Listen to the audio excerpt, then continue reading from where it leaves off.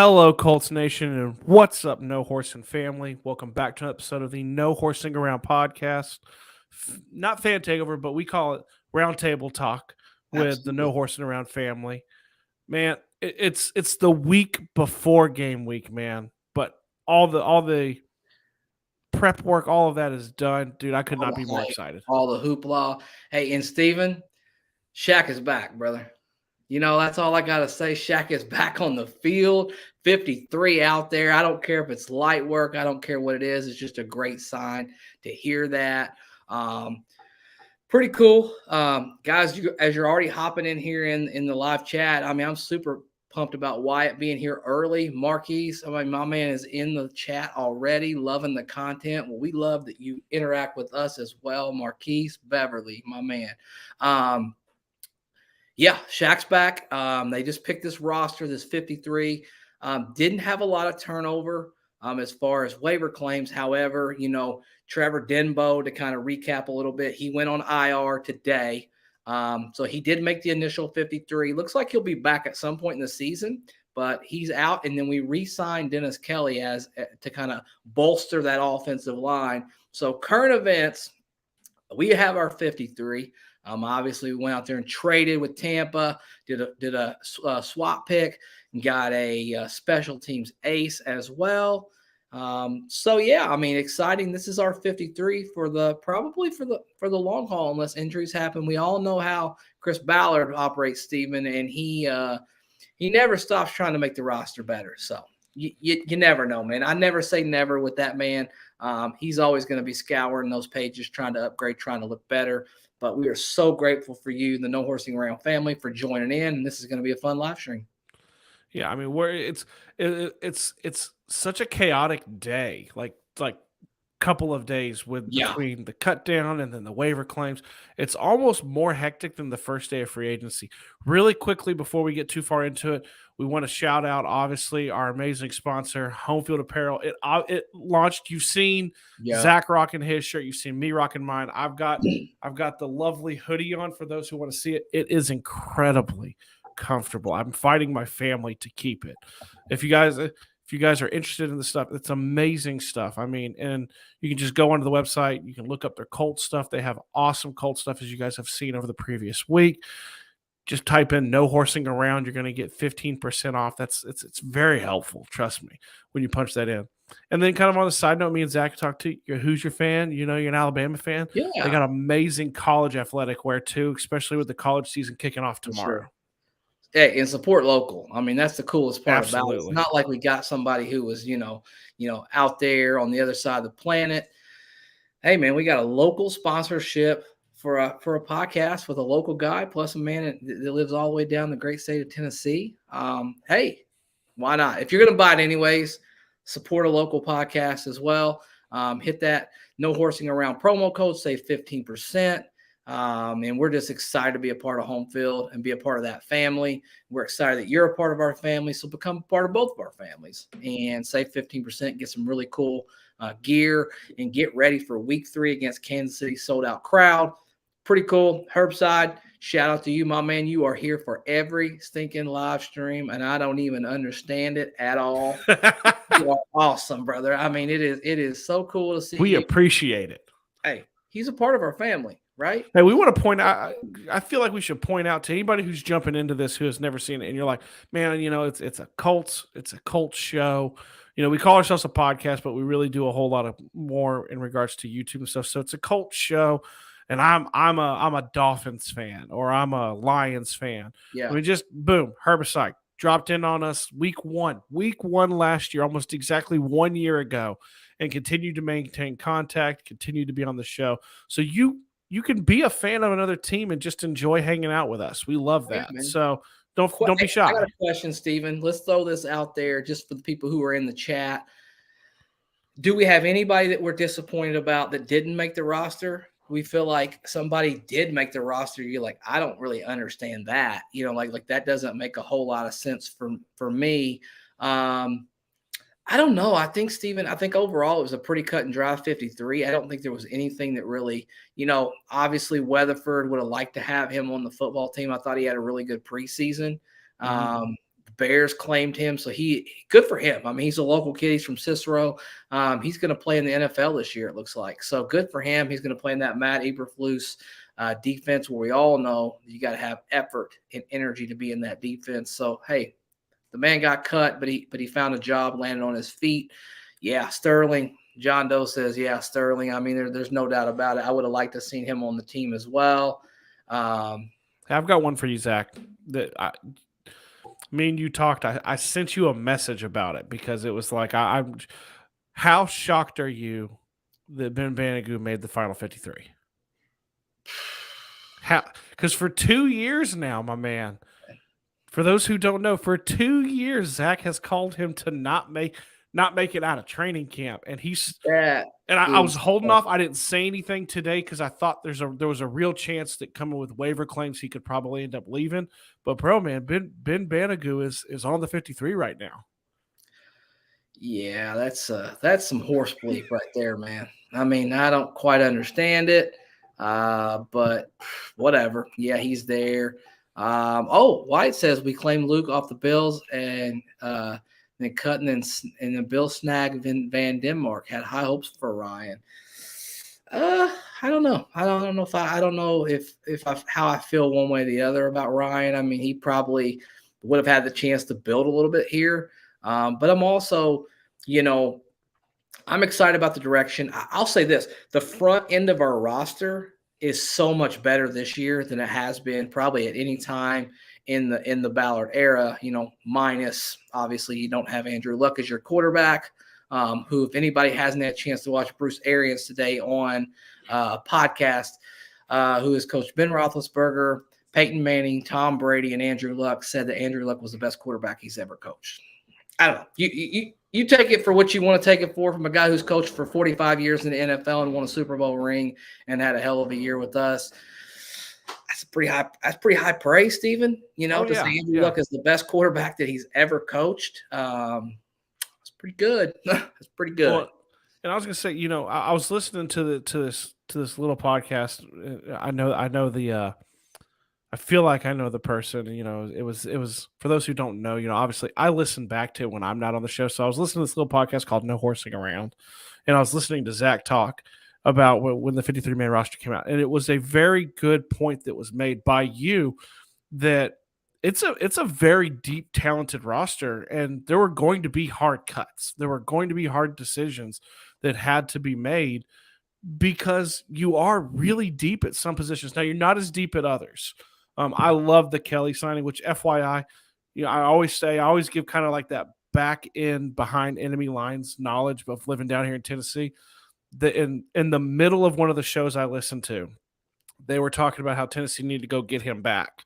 And in the middle of it, the news broke, and the guy had to come apart on air that the Colts had snagged Kelly back. So, I mean, it strengthens something that you need, and it weakens the potential of a division opponent. Yeah, I mean, I always like Kelly. I think we had that. Look at Nero De Niro with one of the greatest names I've ever seen in my entire life. Great name. On YouTube, and he's back. I love it. He's not a Van Denmark fan. He says he's hot garbage. Yeah, Nero De Niro. I don't know. I'm indifferent when it comes to that in particular. I think it was more of just a roster stash guy. I don't know that he was going to ever develop into anything too big. Not too upset about that personally. Who knows? Maybe he goes off and has a great career and makes me look like a complete jackass. But I mean, I think he's solid. He's solid. And obviously, the Colts have seen something in him. But I think I like our line better today than I did yesterday, to be honest with you. Bring two guys in, especially a veteran body. Got a guy who can use as a utility guy a little bit. I would have liked to maybe seen him get another interior guy. I know Ballard in his presser mentioned French, that he really liked French a lot. I'm probably not as high on French, but I'll tell you what, I like some fries, man. You know what I mean? I like little fries. No. Little. I definitely think that Fries is a really good utility guy. I think what they like about French, though, is he can play up and down that line. He can play both guard spots. He can play center if they get in a pinch. And we all know the NFL, man. You're going to get hurt as things go. He said, Wyatt's got funny jokes. Nero, I resemble that Denmark. That is a pretty funny statement from a great all-time fan. Wyatt Law being on here. Yeah, I mean, I think I'm just excited to see this football team play. I'm excited to not watch a vanilla offense. I'm excited to watch the full disposal of the playbook with a quarterback who knows how to read defenses, knows how to throw his wide receivers open. And speaking of wide receivers, we're going to have some big shoes to fill with that young wide receiver core. And we'll see what they do. We'll see if they produce, because the theme of the preseason has been they haven't been able to get open and they've dropped a lot of footballs. Mm-hmm. Call that vanilla if you want to, Steven, and I'm okay with that, because we're going to see when the lights come on week 1, week 2, week 3. But we were playing a vanilla offense, and those defenses were playing vanilla defenses. So, I mean, it is what it is. You got to take that with a grain of salt, and we'll just see what happens. And I hope that our wide receiver core comes out and just, Mike Strawn, man, I think he's a guy that I don't know. I think he's a guy that could really turn into something as long as he's 100% healthy. What say you about the wide receiver core?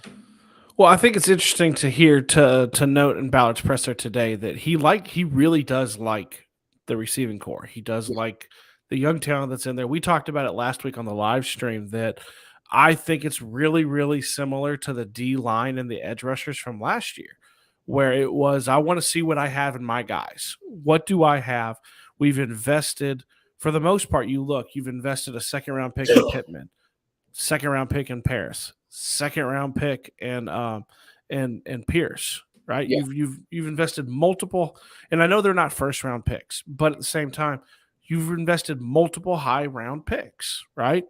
You want to see what you have, specifically in those three. I think they really, really like the progress and the maturity and the overall kind of jumps that Strawn took. I think they've really been pleased with Patman. And I feel the need to say this with Patman.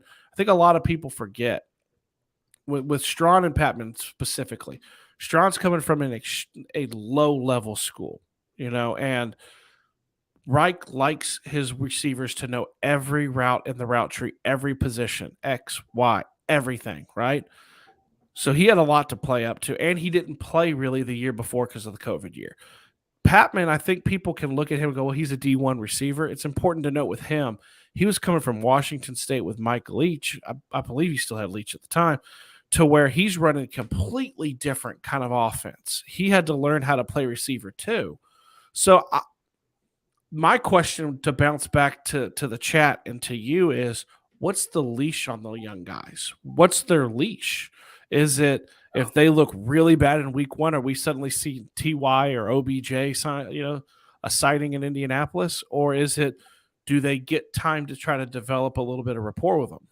Yeah. I mean, let's answer that question in a second. I want to get through some of these comments. I know. I just looked up. Week 1, we got a bunch of comments, and we want to try to get to all of them. What's your score prediction week 1? I'm a 27-10 guy. We're going to beat Houston 27-10. We'll see what happens as far as that goes. Tossing horseshoes, guys. Got a new podcast out there. We kind of work with them on the back end of things. Go out there and give them a follow, a subscribe, check them out. Will we win the first 2 games? Hell yeah, man. Hell yeah, we're going to win those first 2 games. Nero De Niro. Speaking of De Niro, if you guys want to ante up a little De Niro, make sure you hit that family membership there. You got packages $199, $499. It just helps our family out, helps us show keep going. So if you want to throw a little De Niro in there, we can do that. Jumping on that. Don't be outdone by last live stream. We had someone come in for the first time ever onto the show and donate $4.99. Just donate it. So I mean, don't be outdone. So he's asking if we're going to snag Stallworth off the practice squad. Doesn't look like it. I mean, he mentioned Cowart twice in his press conference today. I would be so for doing that, to be honest with you. I don't know how I feel about Cowart, to be honest with you. But doesn't look like we're going to go with a veteran upgrade unless something changes overnight. John Doe says 24-23, losing to Houston. Boo! We don't want that, man. John Doe, don't let that happen, man. Don't let that happen. Can we not? 31-10. Yeah, yeah, man. Wyatt thinks 31-10. Wyatt thinks that we need to let the young guys get the reps and then get them open, let them throw to them regularly. Not mad about it. We just gotta go out there and we gotta do it. Like we gotta stop talking about it. We gotta show on the One. field. And look, John Doe, man, he giving a little amen to Wyatt right there. He likes that. Well, and I want to pop up one thing Wyatt has on here too about Kamoko Ture. And Yeah, everybody remembers I actually called for him to have a big year last year. I was wrong. And a lot of people are saying, well, he's been released by the Niners. He'd be a great pickup. From what I've read, kind of in regards to that, is he's not coming back. I think he felt disrespected a little bit. Ballard has the approach of here's my money, like here's yeah, what I'm going to pay you. And if you can go get more power to you, I want you to do it. I want you to go get paid, whether that's here or somewhere else. I think 100%. Teray probably took that in a different way and felt like he was being kind of like Danico a few years ago. Yeah, I'm I feel like worth more than what you're offering. I don't think he's coming back. I don't think that's a bridge that they're going to go cross. yeah, man. I think that's definitely I think that's a very good point you just pointed out that, when Ballard draws that hard line, I mean, business is business. And I think you're going to see more of those hard lines being drawn over the next couple of years because we're going to have some really, really difficult decisions to make when we got some contracts, when you want to talk about some real stars on this football team. Um, you're going to see those hard lines getting going. Tossing Horseshoe says Shaq starting week 1 against the Texans or week 3 against home opener. I don't know. I'm indifferent. I would have said week 3, 100% probably 24 hours ago. I probably feel a little bit more optimistic about the fact that, he can go out there and play. I don't know. I think he actually comes back week 2. I think he comes back week 2 to get ready for that week 3 home opener. Because I mean that fan base is going to lose their mind when Shaquille Leonard runs out that tunnel. It's gonna be cool, man. It's gonna be a great feeling. I will be I, there. I'll give it. I'll give it a caveat if he plays week 1 to tossing horseshoes is if he is playing week 1, it is most definitely on some sort of pitch count. Yeah. Good point, Nero. Nero just made he heard on JMV that Ursay didn't like Teray's work ethic. I think that was the consensus in the building. To be honest with you, I think he had just a little bit different. He was a little bit of a loner. He wanted to practice by himself. He wanted to prepare by himself. Yeah, he just could never put it together. A guy who got hurt a lot, and he dealt with a lot of things. Look at this, man. John Doe is just giving people credit where credit's due. Good point, De Niro. I would agree. I think you're right. I think you're 100% right. And John Doe hopes that Darius, or I should say not Darius, Shaquille Leonard plays. I think there's about a million people in this city that hopes he goes out there and plays week 1. But more importantly, I want him to be healthy, Steven. Let's just be done with this injury. Felt so bad for him last year. He made so many unbelievable plays, and he couldn't even run after he got the ball from the other team. Yeah. What an incredible, gutsy performance. I don't know. When we look back on his career, and I feel like it's going to be a Hall of Fame career, last year there could be a 30 for 30 on this guy. Like legitimately the pain. He could not hardly run at all. And he just was going out there, punching the ball out, taking the ball away. Just such a big year, man. He's Yeah. such a special player, and we all know that 100%. And we love us some Shaquille Leonard. Yeah. He's a generational talent. What's great is I saw someone pop something up one time, and there was a video talking about him and kind of showing him in where he had no real offers coming out of high school. He went to South Carolina State, and then everybody knows the story from there. He's considered by many to be the worst pick in the entire draft the year he came out, and all he did was win Defensive Rookie of the Year. I can remember arguing with a buddy of mine. I was actually arguing with my brother that he was going to win, like Darius Leonard. Who's Darius Leonard? Oh, he's going to win Rookie of the Year, man. Like halfway through the year. Oh, Yeah. this dude's legitimate. He is the best linebacker, and we talked about it last year in season. There is a noticeable difference when he is not on the field. Not saying Okereke and Zaire Franklin and all of them aren't good and talented. They are, Yeah. we've been calling for Okereke to have a breakout year since last year. It could come this year. It's a different vibe when the Maniac is on the field. It's 100% different. He drives not just that position, but really the defense. He sets the tone. Yeah. I said it before. I'll say it again, and I'll probably say it a million more times while we do this podcast. He is the lifeblood of our team. He is the engine that keeps us going always. I mean, he's just a special, special talent. I thought Khalil brought up a really good point. That's why I wanted to pop it up. He thinks the secondary is the best position group on the team. Do I agree? Oh, let's think about this. So secondary, I got a question for you, Khalil. Are we going to group all DBs, corners and safeties? Are we calling just corners the secondary? Because that was going to be my same question. I need to know that before I can answer the question. Because we're going to group talking entire back end. Or are we just talking on the entire back? That was the same question I had. Yeah, if that is the question, then I might say yeah, Stephen. I might say it. I'm talking about Jumpman, Julius Blackman. I'm talking about Nick Cross, Rodney McLeod Jr., and in that sub package. I'm talking about Stephon Gilmore, Rogers. We're talking about Faison. That's pretty damn good, man. I mean, I don't know. The offensive line as a starting unit, pretty good. Wait, did I zone out, or did you leave out Kenny Moore? I did. Yeah, unfortunately. Yeah. Well, you didn't zone out. That was strike that from this live right here. No, I didn't even. I mean, that's how good we are. That's how deep it is. I literally skipped over probably the second or third best nickel in the NFL. Left out lightning in a bottle. He responded. Corners and safeties. I'm gonna let you go first. I need to marinate on this, man. I need to marinate. I hate to put you on the spot, but I need to marinate on this. Potential. Man, the potential's there. We don't know. We think we know with Nick Cross, right? We think we know. And then you have history with Gilmore and Kenny Moore, right? Jumpman looks like he's going to be back and he's going to be full go calling games, but there's still some unknown there a little bit. If I'm picking the best position group on our defense, man, I'm probably going D-line is where I'm going to lean towards, because you've got DeForest Buckner, All-Pro, Grover Stewart, Pro Bowl at the minimum, right?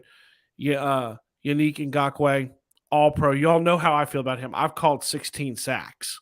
The man himself has given me a thumbs up on that before. I mean, it's a talented, and then you got Quiddy on one side. We're not even talking. We're forgetting Quiddy, and Dio Adengbo is going to be coming back, and he looked good when he was healthy in the preseason.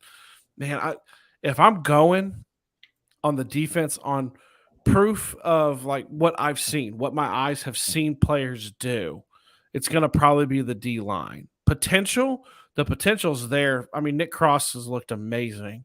The potential is absolutely there for the secondary to be the best position group on this defense. Yeah, I think it's pretty fair as far as that goes.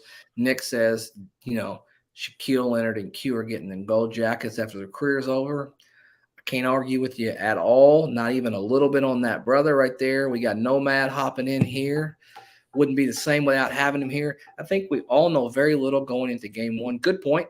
It's all guesswork.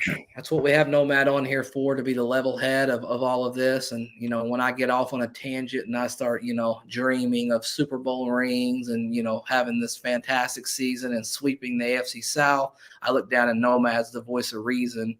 But yeah, we don't know. There are some unknowns. I mean, when you want to talk about how's this new offensive line group going to work together, how's this wide receiver core going to work together, how's Matt Ryan going to look at a Frank Reich offense? I mean, you've got so many unknowns. One thing though we didn't think about on that position group, I think our running back group's pretty good, right? I mean, Naeem Hines and Jonathan Taylor. Yeah. That's pretty good. I mean, we got to give them a little credit. Yeah. I mean, we got to give them a little credit when it comes to that.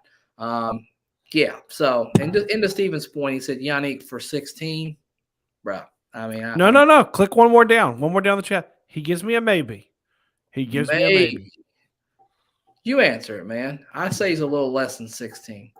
You want me? Yeah, is he going to get 16? 16 Oh, I sacks? 100%. I think he will be one of the leading sack people, sack leaders in the entire NFL this season.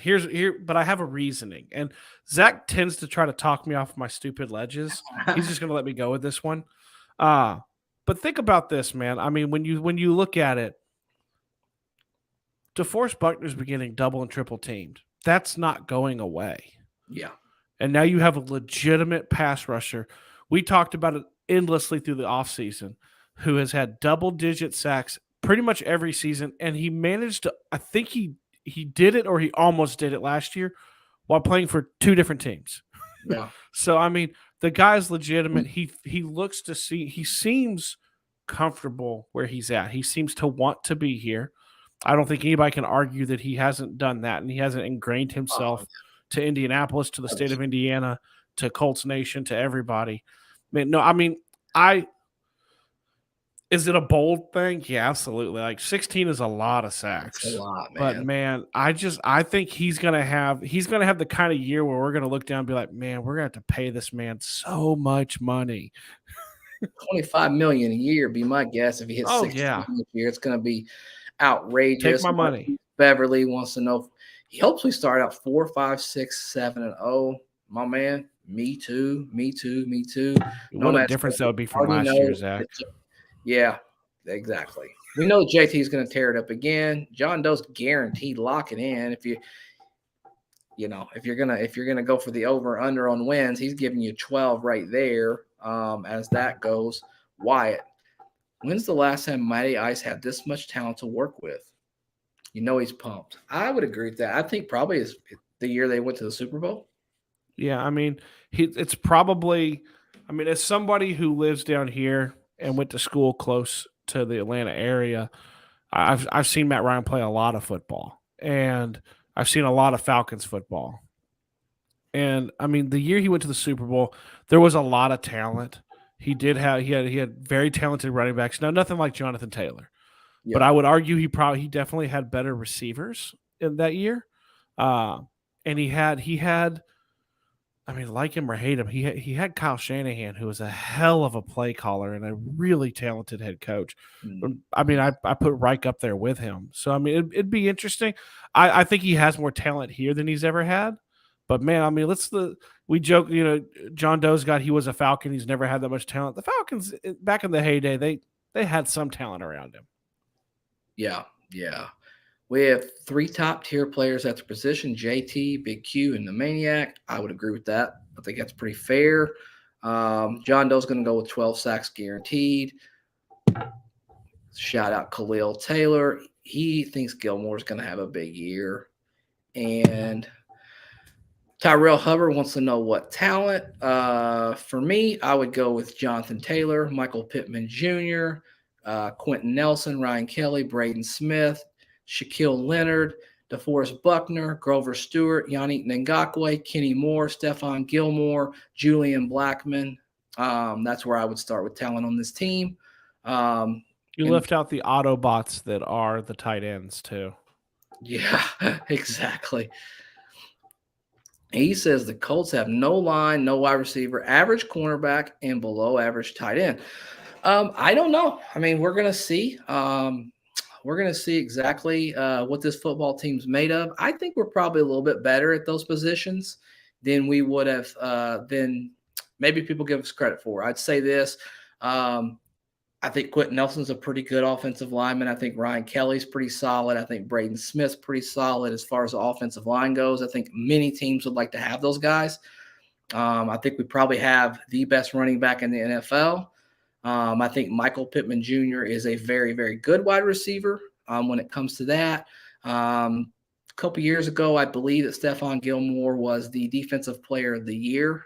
Tight end, I'm going to have to agree with you. I'm not so high on the tight end position. I don't know where the catches come from, Steven. When it comes to the tight end, I just don't know where those catches are going to come from. Well, he has a. I mean, I'm not. I mean, we can sit here and we can be homers and things like that. I mean, the points are there a little bit when it comes to the wide receiver. I'm not going to say below average on wide receiver and tight end. I'm going to say unknown. There's a lot of unknown when it comes to it, and I would love to know, just out of curiosity, if Tyrell, if you're a Colts fan or if you're a fan of a different team. I'm just kind of curious because we don't tend to get as much pushback, and I love it. I love hearing it. Sure. I want to have a back and forth, but I'm curious. Exactly. Yeah. I mean, like we've always said from the very beginning, this is the podcast for the people, man. I mean, we want to have that open, honest conversation because it matters, man. Everybody's See, that's my voices man. See, matter. he's a Colts fan. Colts fan, He eyes we love wide hearing open. I that. love it, man. We love hearing that. We love hearing that. If you haven't joined the family, tap that subscribe button, man. We love to have you on. You're interactive. Let me ask you this question, Tyrell. What is your favorite? What is your favorite position group on this team? Is there any position group that you are excited about? Like we're good here. Like I feel really strong going into the season when it comes down to that. Can we just point out when we talk about people being other fans too? It was out of curiosity. John Doe just totally did point out he's legit. He's a Giants fan. So kudos. There you go. Just pointing that out. And he's switching to the Colts this year. John Doe. Come on, man. Come on. We like that. Put that horseshoe on there. Just go to home field. Go to home field. Type it in and get yourself some exactly. Sweet Save 15%. Put that promo code no horsing around. Scroll across the bottom the entire time, y'all. Right. You gotta save it. I mean, you got to go out there and save it when it comes down to that. Let's see. Oh, Nomad wants to throw up. I'll say this. Khalil has a very good he has a very good point with Jelani Woods. He has a lot of potential.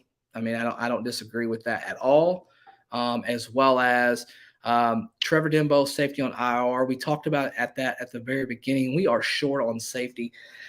I think we'll do something there. I don't know when. I don't know who goes. I know that they did release Tony Brown. He went on the practice squad, and then they end up, they filled a spot with Dennis Kelly earlier today. We'll see. As far as that goes. And I was going to point out, Nero brought up a tight end that it's not really talked about much either. Is he brought up Granson might turn some heads with Matty Ice.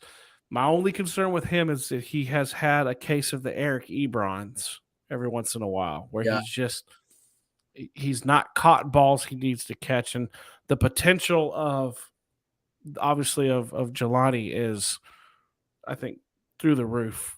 And that's going to cause some issues for him. We'll see. Yeah, I mean, I think John Doe's all about the Colts winning the Super Bowl. He put $100 on them. So if you feel strongly as John Doe does, put $100 on them. Hey, speaking of that, really quickly, man, because we're going to talk way more about this. We'll have more information. One of our other sponsors, obviously, you guys see it down the corner, is BetStamp. It's a .app. It's an app for your phone. So, John, if you wanted to, if you're going to lay that money down on the Colts, BetStamp, you download it, you sign it up, and you're able to see the lines on all the different sports books that are in your area. So if you're in New York or you're in Tennessee or Indiana, it's only the ones that you can bet at, and you can get the best lines in regards to where you want to place those bets. I like that. All you got to do is just type in what's our passcode. Do you remember? I think we're going to do no horsing. It's no horsing, isn't it? Yeah. Type that in. Boom. Go check it out. You can bet on it too. I know myself and Zach, I've just talked to him. I'm probably going to bet the over on Colts win total for the year because it's 9.5. Yeah, the thing I like about it, because like I've kind of toggled back and forth with a couple different places, a couple different sites. If you go there, you literally get to go there and shop the best odds on any of the sites. So you say, hey, you might see really good odds on one site, but not the others. You can literally, through that platform, you can bet the best odds on that platform, and it gives you the best chance to, like my man said earlier, win $2,600 for the Colts if you put $100 on them. I mean, that's pretty damn good if you ask me. I want to go ahead and apologize to the chat on one thing. I've realized, as I said, Granson had a case of the Ebrons. The chat has gone berserk in regards to drops, brick hands, Eric Ebron, case of the Darius Hayward Bay, DHB. we don't speak of Ebron. It kind of went a little crazy. Hey, so we'll move on. We'll move on fast. Right. Hey, I ain't mad about that. Ebron's a quitter, and he's not a Colt in my mind. But that's just my opinion. Hey, John Doe's in Cali, but voting yes in November. And let's see what Wyatt has to say. Matty will hold these young guys accountable. It'll be mediocrity where you only get targets that you have earned. Get open and catch the damn ball. Hey, we might go from run the damn ball. Can we get a throw the damn ball mantra going this year from Wyatt Law? Throw the damn ball. I like it. I like it. I can get on board with that 100% when it comes down to it. Man, I tell you what, it's going to be a good season, Steven. I mean, I feel strong about this football team. Now, do I think that there's going to be things that as the season goes along, any football team, I don't care who you are, if you win the Super Bowl, if you don't, any team has holes. I mean, and it's our job. It's just to say it's Chris Ballard's job to fill those holes as the season goes along. There's still going to be a little bit of talent out there. You can fill those holes as you go. Might be a nice little signing. As we look into the season, might have a veteran that comes down the line. So you just never really know. So I want to answer Khalil's question, but I also want to pose one for after this.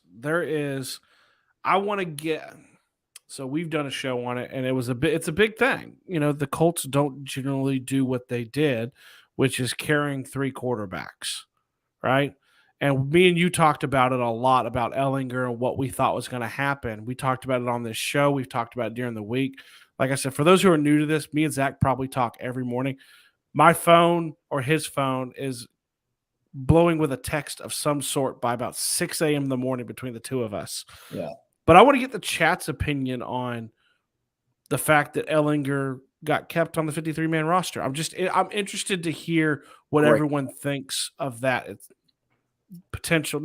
We've done a show about where his potential sits, but just the idea that we kept him. What do you think?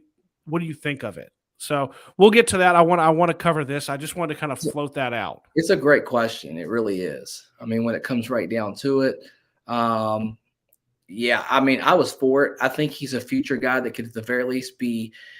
He could be your future second stringer for a very long time. I think he's got a lot of talent. I think he earned the right to be on an NFL football team. When you talk about Sam Ehlinger, I mean, you can't deny, and a lot of people are going to come out and say on both ends, look, he played against the 2s and the 3s. He hasn't played against talent. Well, that's not his fault, right? Like, he played against who they allowed him to play against. He would have gladly went out there and played against the 1s and 2s if they would have put him on the field. Now, would he have played as well? I don't think so. I think he would have played, a little less. I mean, he had the highest quarterback rating of any quarterback this preseason. He wasn't going to get through if they cut him. Ballard talked about it today. He was not going to get through the waivers. Yep. It was not going to happen. Someone would have picked him up. Yeah, I mean, it was definitely special, the way he played, and I think that. I'll be honest with you. I think if we wouldn't have tied ourselves to Nick Foles for that $4 million guaranteed, that would have been a really interesting way we would have looked at how we were going to. You know where I said. I was saying, Foles. And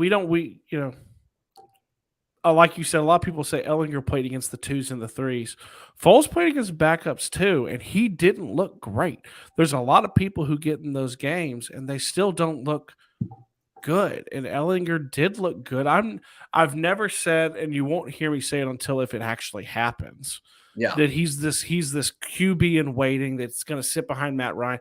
They like him. Ballard said they see a very bright. Ballard literally said today they see a very bright future for him if he can take what he did this offseason and make the same kind of jump next offseason.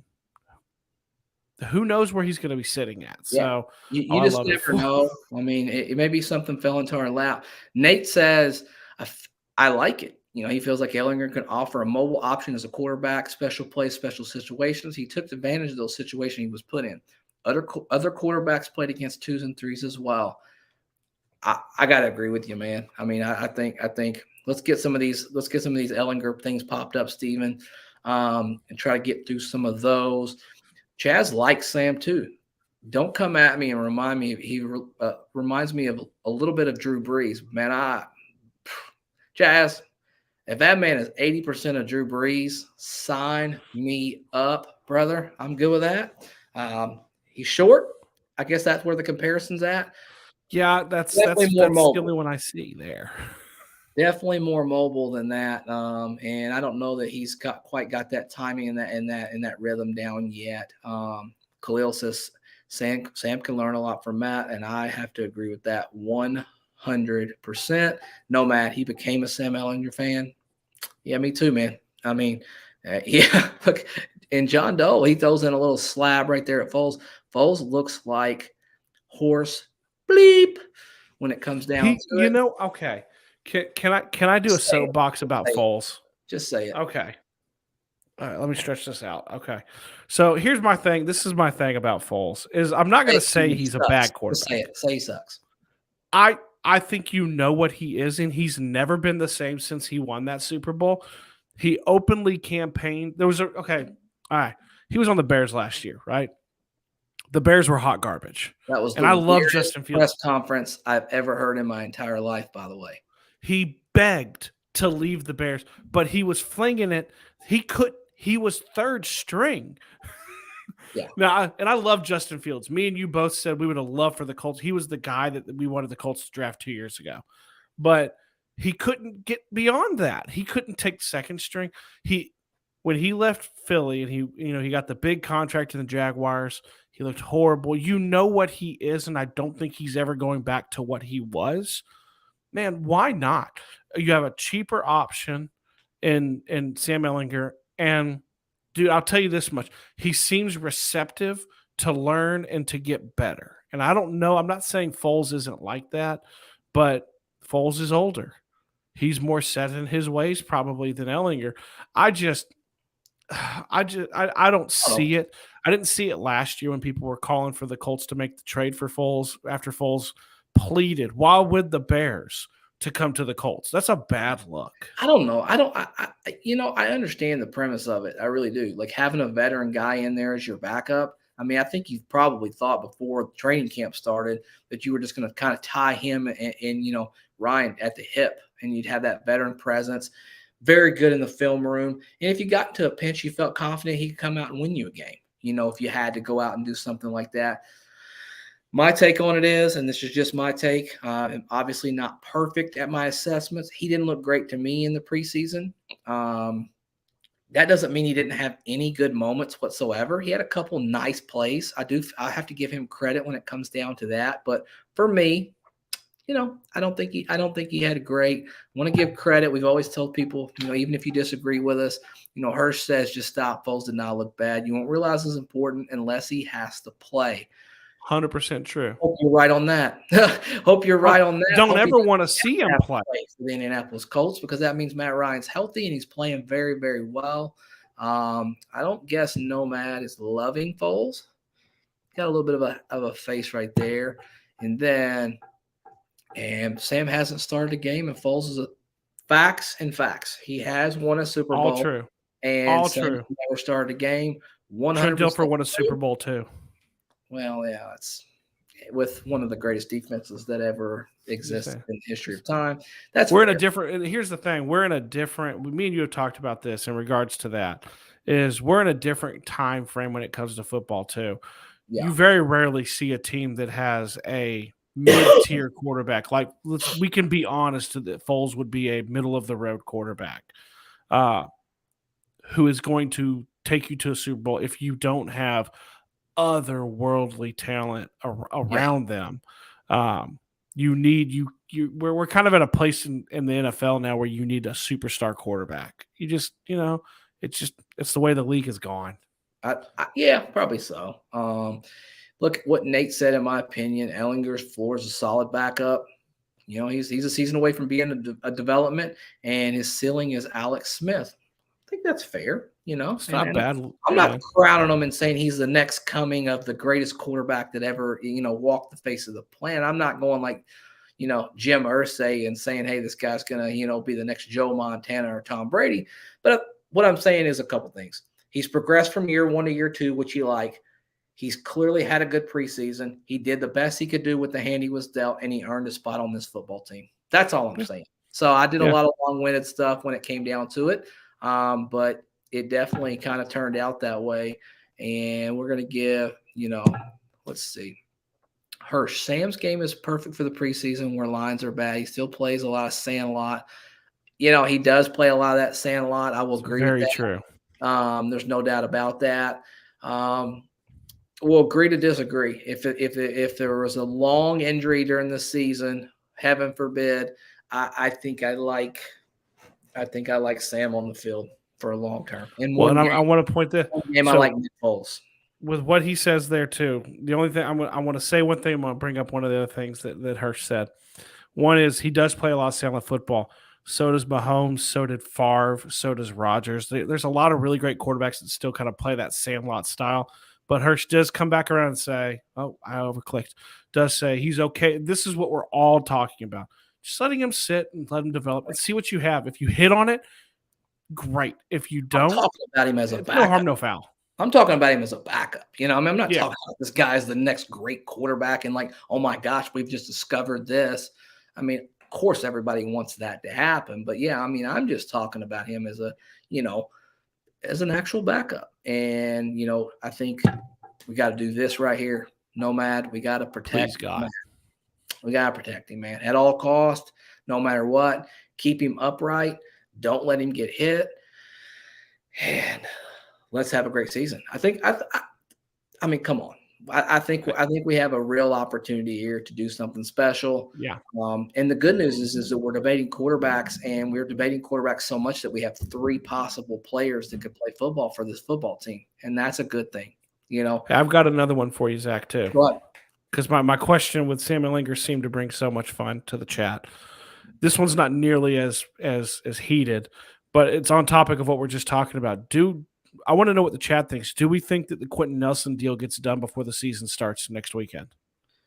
Man, that is I'll say quick answer, no. I wasn't prepared. It was so fast. Nope. That's time it, crunch. I don't think there's enough time. I think Ballard has flipped the switch into in-season mode, and so he's no longer really looking at, well, we're gonna get these guys signed up. I don't think he's even thinking about it now. I think he's in season mode. What did he say? Who was he talking about when he said that? He said there's a time to talk contracts and there's a time to flip the switch and go into in season. And we've kind of it was Kenny. That's what it was. It was Kenny. Yeah, he said there's a time to play. Times to play. He has signed guys up at the wire. But I just think that Quentin Nelson's in a situation. He's such a rare, unique situation where he's going to get paid a lot of money. I don't think he's in any hurry to sign a contract that's not going to be, record setting. I don't know. I really don't know when it comes to that. And I don't. This is another great question. What would you pay him? Would you pay him $20 million a year at a guard position? That is like, I want to know, where's the break? Where does it get to a point where you say to yourself, Steven, that is so much money that I don't care how good he is at the guard position. We are not doing that. Like, where is the break? You're looking at the highest paid guard in the NFL right now, making a hair over $17 million a year. And for him to make $3 million more a year than the next closest person seems like a lot. I think a good number. Well, let's have this caveat. This is what I think. What I would do. I think Ballard's going to Ballard loves the line. I think Ballard would be comfortable paying him probably more than what I am. I would think 18 to 19 is where I would sit and make him the highest paid. Make him the highest paid by a decent chunk, because I think there's a massive separation probably between him and the next in the line. But I think that's where I think when you get to 20 and like 21 or something like that, man, that's a lot of money. That's a lot of money for a guard. I'm not saying, and I know people get upset, pay a tackle that, but there's a reason, right? There is a reason that you pay a tackle more than a guard. But also, like, I sit there 2 minutes. That's just me talking as we're going. Is like, man, he did. He is a culture setter. He changed the way the O-line plays 100%. And he did it from day one. He brought the mean, he brought the nasty, and he brought the aggressive.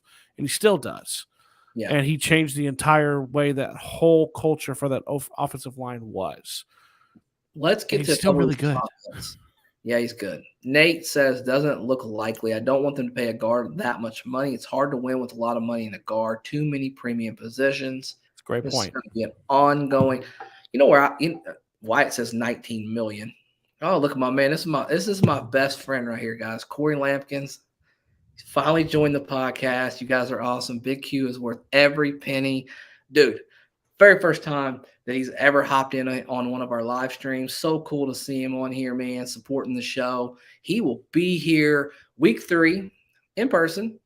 We're going to the game. We're going to go celebrate the game. We're going to go Very have nice. some fun. We're going to drink some beers, and we're going to celebrate a victory against the Kansas City Chiefs in week 3 with our home opener, with hopefully Shaquille Leonard walking out on the field, man. It'll be super, super cool. Tyrell Hubbard says pay him $16 million. I don't think it's going to be $16 million because that's less than the highest paid guard in the NFL. I'm not saying I disagree with you. I think that's fair market value. I really do. Here's my argument. If Nelson wants 20, 21 a year, I say to him, okay, then you're a tackle. And I wouldn't do that. I'm not saying I would do that. But if you want to get paid like a tackle, then you're going to play tackle. I just don't know that you can go over 20 million a year. And man, when you got all of these other players, you want to talk about Jonathan Taylor, Michael Pittman Jr., Blackman. I mean, so many other players that are going to need to be re-signed. Well, and Pittman Jr., if he has the kind of year that we think he's going to have, we've seen the way that market's going. We've seen where that's headed. Yeah. And can I just we are not even till week 1, and I love this. Marquise, I love you. But are we already seriously talking about a mock draft? That's when you got the real football fans on your show. That's when you already mocking it. Right? That's when you got so many people that have joined your family. And guys, if you haven't joined the family, by the way, hit that subscribe button, hit those alerts. Go ahead, and we love interacting with you. And he's already talking about Will Levi, man. I mean, it's a little early for that. But I'll tell you what, it's going to be interesting. This is a really good quarterback class, Steven. We're not going to get on that on this show today. What did he say? He got my man Frank said Polian and Mudd got by with just good guys at guard.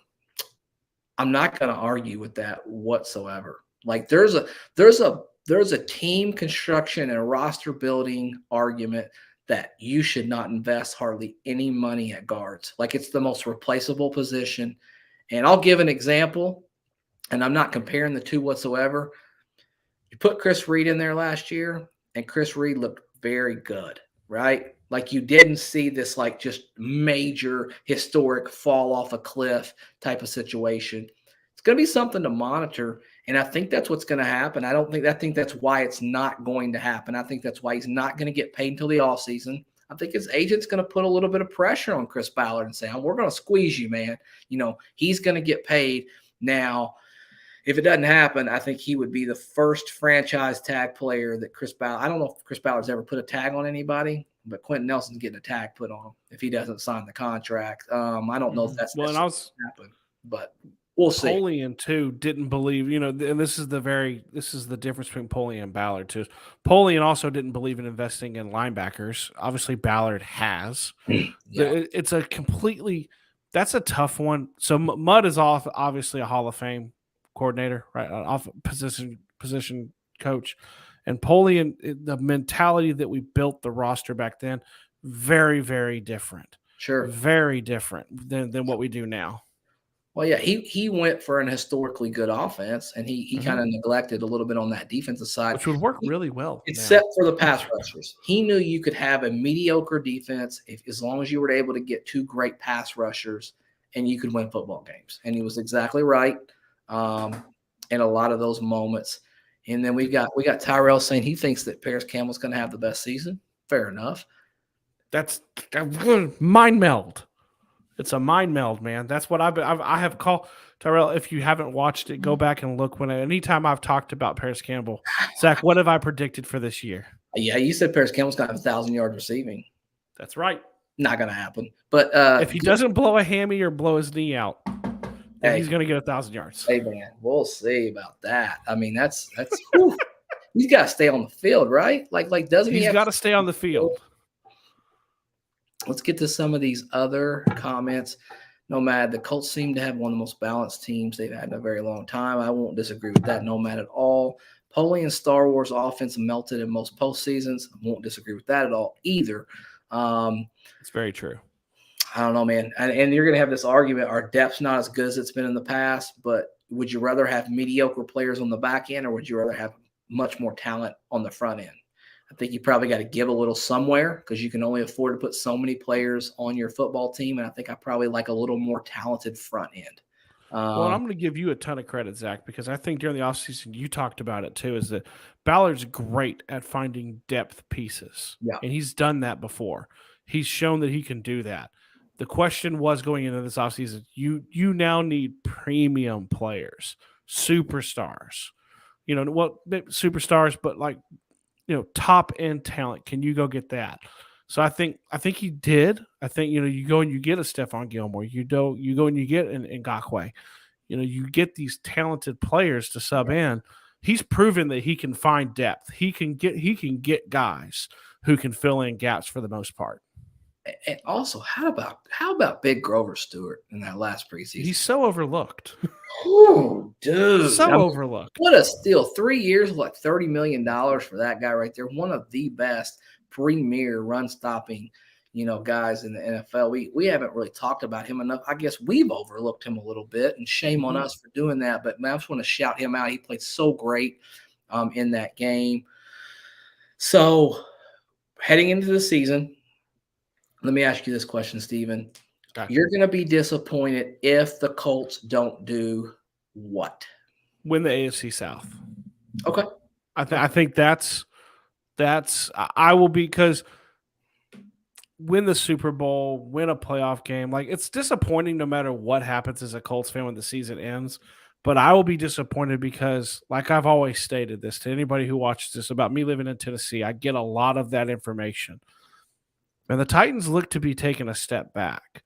Yeah. And if you're a Titans fan and you watch this, I want to clarify too. There's almost nowhere for you to go but a step back. You were the number 1 seed last year. You're not going to be that this year, right? And they seem to be taking a step back.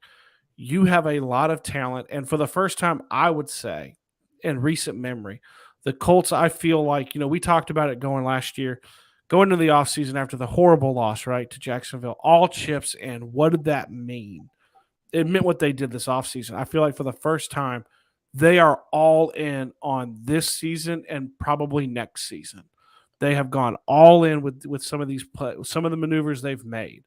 They're trying to get there. They know we have Matt Ryan. Yeah. And he has a limited shelf life. Yeah. And if we're going to win with him, we have to go do it. So I'll be disappointed if they don't win the AFC South. What about you? I'll be disappointed if they don't make a run in the playoffs. Like, you got to win you got to win a game. You know what I mean? When it comes right down to it. I did want to ask get back to the question. Asked if Quentin Nelson would take a little bit less money for a longer contract. I don't think there's a chance in the world he does that.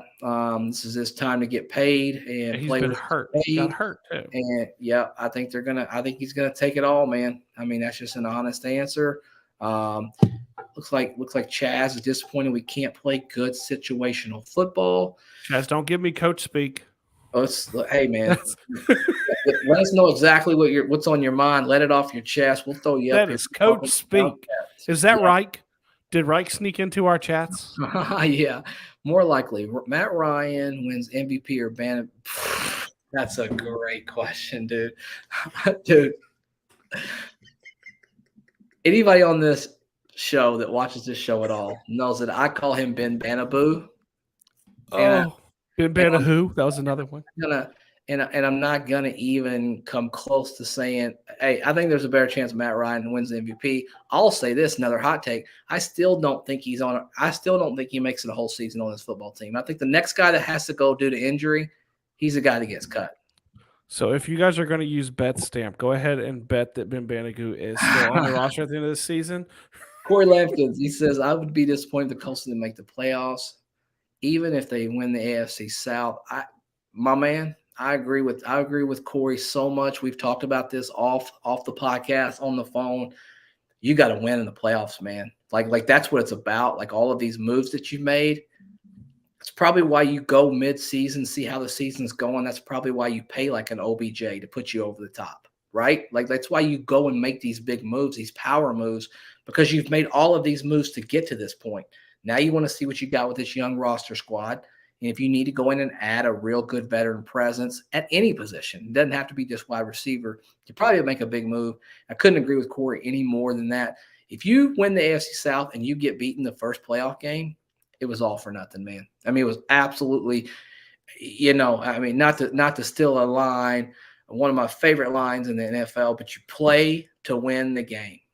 That's it. Herman Edwards, you play to win a game, man. I mean, you play to win, and you play to win big. And there's only one team that's happy and one fan base that's happy at the end of the year, and you want to be that one. And that's what we want to be when it comes right down to it. Let's see what Nomad says. No. Ben's going to be really good this year. Okay. No. Ben is really going to do it this year. I think he's saying he's going to get a sack. He's going to get a sack. I don't think he's giving that much credit. And then John Doe says, you want to buy these magic beans? Oh, boy. Clever, John. Clever. And then we're going to go with, let's see, Bettigu is great at running past the quarterback. I would say there's probably a little bit of honest fairness and truth in that. Well, and I want to make sure, because we love Wyatt, right? Wyatt, and we can bounce back. Is Ellinger's career path on the same trajectory as Ryan and Foles' contract durations? 2 years and he's the man. I think there's so much up in the air. And I've kind of been on the boat that, I think, let's see how he looks this year. But Ryan seems to really feel like he can play. He's 37, right? But could he give you 2 or 3 years? I think me and you have both been on the boat. I think it's 2 years minimum, 3 years maximum, right? Yeah. I think, it's a 2 to 3 year plan, in my opinion. It really is. That's kind of where I'm at. Guys, last questions here as we get ready to get off here. We've been on here for about an hour. We've really had a damn good time. Anything else that we need to talk about? The Colts 53 that we have kind of set in place, season expectations, contract extensions. We're going to try to take a couple more, go about 3-4 more minutes, and we're going to hop off here. We've had a damn good time with you guys. It's been fun tonight, man. Yeah, man, it's been a good time. Football's almost back, and it's such a different vibe. It's gonna be such a good season, especially for winning games, man, because that's when we're all happy. That's when we're euphoric. That's when we're loudest. That's when we're proudest. It'll be really, really cool to see how that goes. And I think you're going to know we cannot lose week 1 this year. Like it is such an important game. It is such an important game. We got to start off with that first week win, and then you go right into Jacksonville. And I don't know how in the hell you let the Jacksonville Jaguars beat us after what happened last year. So really 2-0. It's 2-0, or it's a disappointment to the start of the season. 1-1 does nothing to me, or nothing for me, I should say. Yeah, man, it's crazy. Tyler wanted to say I'm headed out. I enjoyed your show. Anybody else would have blocked me, but I respect you guys for letting me give my opinion. Tyler, we appreciate you too, brother. Thank you. Your opinion's always welcome on this show. I hope you've joined and you subscribe, but if not, feel free to do that, and your comments are always welcome. Join us on the next live stream next Wednesday, my friend. Hit that alert. And we always like to point out too, Zach, we've tried to do this more frequently now too, is that people sometimes get confused. Live stream is live, but feel free to watch it. It doesn't just go away. You can rewatch it. You can, if you miss it for some reason, Terrell, if you miss next week's for some reason, you can always jump back and you can drop a comment. We'll see it. We'll know you're there. We can always kind of still do those things, but I like to try to do it. Oh, jumping in at the very end. Bring the juice. What is What's going on, fellas? You guys, I'm so glad to see you guys hopped in here. Thank you for doing that. Real quick question for you, Bring the Juice, if you're still here. What is your expectations for this season? What if the Indianapolis Colts, here's the question we posed earlier. If the Indianapolis Colts do what will you be happy with? So do they have to win the AFC South? Do they have to win at least one playoff game? Do they have to go to the Super Bowl? What are your expectations when it comes to the Indianapolis Colts this season? We want to know. That'd be so great. Yep. And then my man gives them a shout out, Chaz Juice. Those guys have done so much for our show. We're so thankful. If you haven't had an opportunity, hop over there and subscribe. There it is. Do it, bro. And then here we go.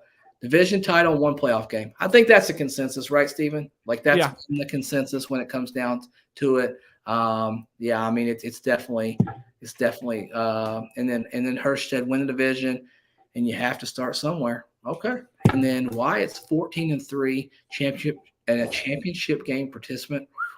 That's a damn good season there, Wyatt, man. Hey, really quickly, for the 32 people who are watching, I've got one quick last question for you. It's not going to judge a ton of things. Drop it into the chat or drop it in the comments. Seeing what Wyatt just put, 14-3 AFC Championship game, talking about our expectations. Who wants to hear me and Zach predict the schedule? Predict a win-loss record. We got 1 week till it comes in. Who are the 30? However many people are watching this, who would like to hear that maybe next week? Let's see. We could go back and forth. We could do the prediction. Absolutely. And look at my man that's saying they got to get us to 2K. Hey, we're working. We're very, very close. We're knocking on the door. Just about to hit 1.6 real soon. And that's because of you guys. And that's because of so many people who've contributed and been a part of this show. We've had fun, man. I mean, tonight, these live streams that we've been doing, Steven, I mean, I've been having a blast. You know, we started off doing these live streams at about 40 minutes, and then we're pushing over an hour every single one just because the questions just keep pouring in, and we just keep having better interaction. It's been really, really cool to see that. Let's throw up a couple more comments, and then we're going to hop off here. Hirsch is going to go 10-7. Wow. He's going to go with the 10-7, so he's going to stay kind of middle of the road as far as that goes. And then my man Corey says, let's do it. Absolutely. Let's do the prediction. Hey, I think we might. You never know, man. We might hop on here. We might go back and forth and do a prediction. We could do it. We could record it. We could do it live. We'll talk about that and we'll figure it out. You guys let us know. The comments don't stop, you know, like Steven mentioned earlier, as far as that goes. Super great show. Super grateful for everything you've done. If you guys haven't subscribed, join the family and go and hit that subscribe button and make sure you share. We always take, you know, the opportunity to just thank you at the very end because this show is about you. It's your voice. We want to put you up on that platform. And even if you disagree with us, kind of like Tyrell did earlier in the podcast, we shouted them out. We don't shy away from that because we want you to have the opportunity to use your voice because your opinion matters, especially right here on this podcast. And we are just so grateful for everything that we've been able to do and all of the interactions that we've had over the last, about 16 months, Steven? Yeah, I mean, let's see. We're going into the second full season. Yeah, I mean, 16 months or so. This time last year, we were you know, baby ducks, you know, baby Colts. And now here we are, and now here we're off and running, and we're so grateful to be a part of this thing. We're going to throw one last comment up there as we sign off right there. No, they need to win the division and then win the playoff game. Depends on how many games they win. 14-3, you expect a playoff win. I would say, if they're 14-3, it's going to be a pretty damn good, happy season. But we'll end it how we always end it, Steven. And I'll just say this right now, that I love you. Steven loves you. Hey, we all love each other, man. We are the No Horsing Around podcast, and you, more importantly, are the No Horsing Around podcast. Until next time, guys, thank you so much. See you soon.